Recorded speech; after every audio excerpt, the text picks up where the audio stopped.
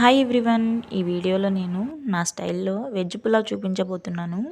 చాలా సింపుల్‌గా అండ్ టేస్టీగా కూడా ఉంటుంది. రెసిపీ అయితే చూసేద్దాం, వచ్చేయండి.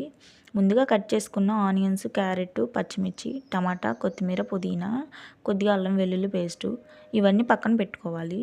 తర్వాత ఒక గిన్నెలో కొంచెం ఆయిల్, కొంచెం నెయ్యి వేసుకొని ముందుగా బిర్యానీ దినుసులు వేసుకోవాలి.